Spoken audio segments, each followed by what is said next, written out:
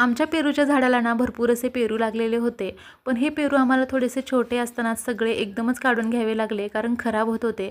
आता एवढे पेरू आहेत म्हणून म्हटलं चला याची छानशी एक रेसिपी बनवावी। तर इथे पेरू मी 3 स्वच्छ धुवून घेतलेले आहेत आणि त्याच्या देठाकडचा आणि पाठीमागचा थोडासा भाग काढून टाकला। त्याचे 2 भाग करून त्याच्या बियासुद्धा आतमधल्या पूर्ण काढून घेतल्या। त्यानंतर एका किसनीने त्याचा लांब लांब किस तयार करून घ्यायचा। तुम्ही हवं तर त्याचे छोटे तुकडे सुद्धा करून घेऊ शकता। हा जो पेरूचा किस आहे तो एका बाउलमध्ये काढून घ्यायचा। त्यामध्ये 2 चमचे साखर, चवीनुसार मीठ, अर्धा चमचा काळं मीठ, 2 चमचे भाजलेलं शेंगदाण्याचं जाडसर कूट, 2 ते 3 चमचे घट्टसर दही, फक्त कमी आंबट घ्यायचं। सर्व साहित्य व्यवस्थित मिक्स करून झालं की एका पॅनमध्ये थोडंसं तेल गरम करून घ्यायचं। त्यामध्ये जिरे मोहरीची फोडणी करायची, एक हिरवी मिरची बारीक चिरून टाकायची, थोडंसं हिंग टाकायचं आणि थोडीशी कोथिंबीर सुद्धा बारीक चिरून टाकायची। खमंग फोडणी त्यावरती टाकून घ्यायची, व्यवस्थित मिक्स करून घ्यायचं।